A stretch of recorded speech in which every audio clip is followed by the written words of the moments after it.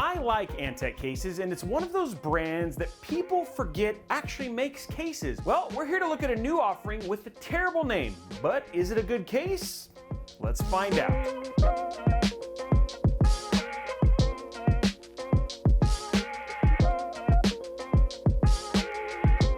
We've done multiple case reviews on Antec cases over the last couple years, and they've mostly been favorable. Today we have a new challenger. It's the Antec DP503. Why? Why? Use the Darkline 503 Death Monkey of Doom. I mean, you remember that name, right? Come on, that's marketable. In all seriousness, looking at it from like the outside, it actually looks pretty sick. The front panel is like a high airflow mesh with a slanted bar design, which I think looks great.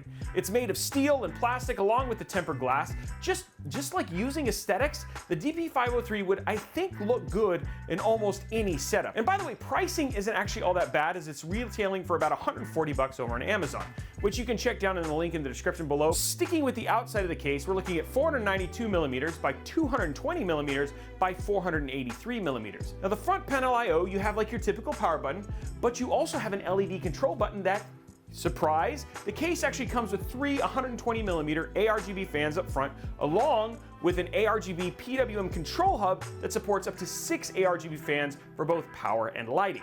Now the front I/O also has 2 USB 3.0 Type A ports, separate HD audio and mic jacks, and a USB 3.2 Gen 2 Type C port. Woohoo! In the back for cable management, which is super important to me, you have 23 millimeters of space. Plus you've got like cable channels with grooves on the top for stable routing. You've got 8 cable routing grommets and 3 Antec logo cable ties that are Velcro. What actually fits inside of the case? Well, for motherboards, any motherboard from Mini IATX to EATX. So that Z790i Strix for the new 13th gen Intel, or that ASRock X670E Taichi for your new AMD 7000 series CPU will absolutely fit.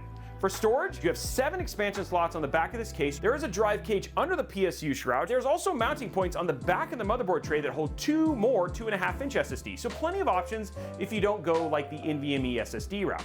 But Robey, what about cooling? For your CPU air cooler, max height is about 170 millimeters. For AIO and fans though, up to a 360 millimeter AIO. The front holds 3 120 millimeter, 3 140 millimeter, or 2 185 millimeter fans. It's a space station fan. You're like,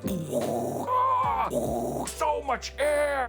Up top, you can house 3 120 millimeter or 2 140 millimeter fans, or up to a 360 millimeter AIO. The rear is a single 120 millimeter fan. Now the PSU shroud right up at the top actually holds 2 120 millimeter fans to bring fresh air up to the GPU. So for GPU length, your max is 375 millimeters. Now speaking of GPUs, the case does come with a GPU sag bracket built in, and we used it with our Radeon 6800 when we used our build. Now for PSUs, if you're using the hard drive tray under the shroud, then you've got up to 205 millimeters in length, or you could take it out and the PSU can go up to 410 millimeters in length. Maybe you can do like 3 and like daisy chain them together and almost power a 4090. That is all the specs for the Antec DP305. Oh, sorry, DP503. Wow, got that name wrong again. Let's pop in a build though and check it out.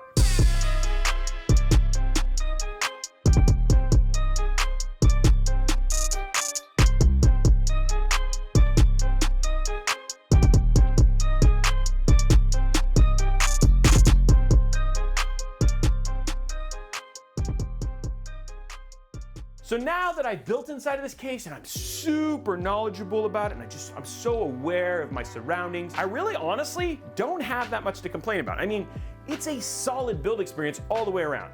The case really does have the ability to put almost any type of build in it. Anything from like Mini ITX all the way up to EATX should pretty much be straightforward because of that ARGB hub, which is a welcome addition, by the way. You will have some like creative cable management to work around, specifically in that top corner if you have like an EATX build, but it's a very small gripe. I had no issues whatsoever plugging in things and working with cable management up top or when I mounted the AIO.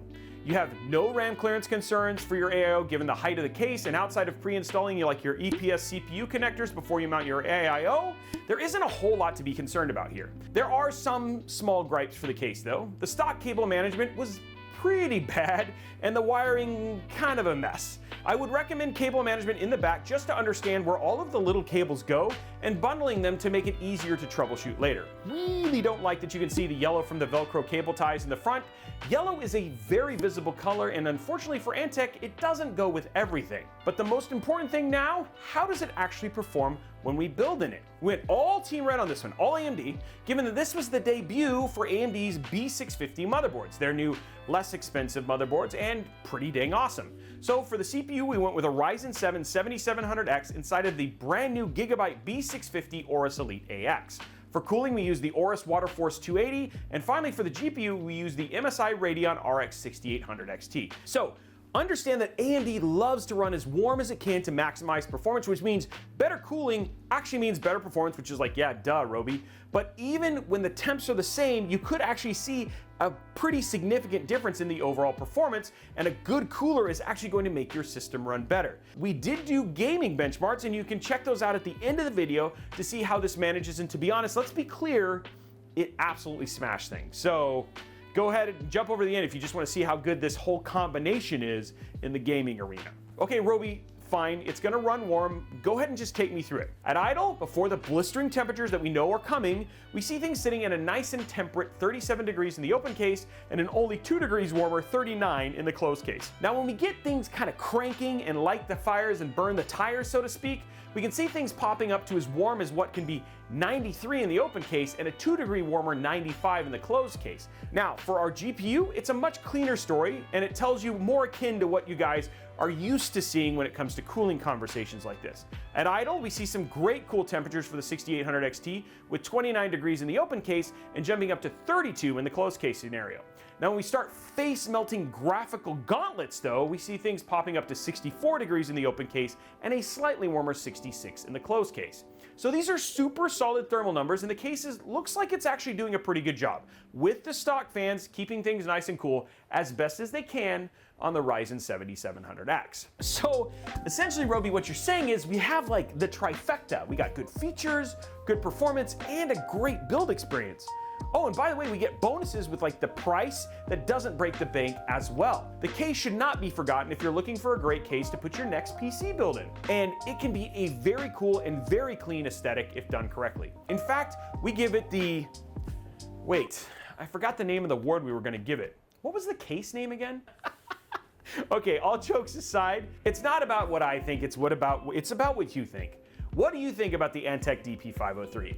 What would you name it instead? I'd love to get your creative ideas down before. I'm actually really looking forward to this. Do you think I'm wrong about harping on the name? I mean, and what's your favorite feature? And lastly, what do you think we could do better with these reviews? Because we're always trying to improve. We'd love to know all that and more down in the comments below. Now, while you're down there, you see that that like and subscribe button just staring at you? Like longingly, like it forgot the name of you, and it's just like, who are you again? Well, anyway, do me a favor. We want to know who you are. Just press it so you can know when we post new videos like this, or like on the upcoming RDNA 3 announce, or more new cases. Now, did you know we build in these cases live? In fact, you probably could have known all this stuff even beforehand. You should come watch us over at our live stream channel, the big brother of Robeytech, over at Robeytech Live. Check the details down in the description below so you can see us and like and subscribe there and not miss our builds, or you can join us over at twitch.tv/Robeytech. If you want to talk about this case or any of the tech-related questions, then jump on over to our Discord server over at discord.gg/Robeytech, where we have other tech and PC enthusiasts that love to chat about these very same subjects and try to have you sway one way or the other.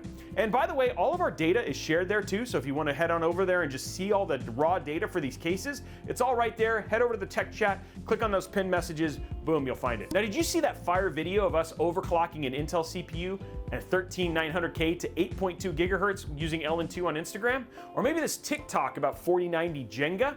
Well, see, you're missing all that content too, and so you should join us at Robeytech on all the other socials so you don't miss our daily content we post absolutely everywhere. Anyway, folks, I really do hope you enjoyed this episode, and I look forward to seeing you on the next one.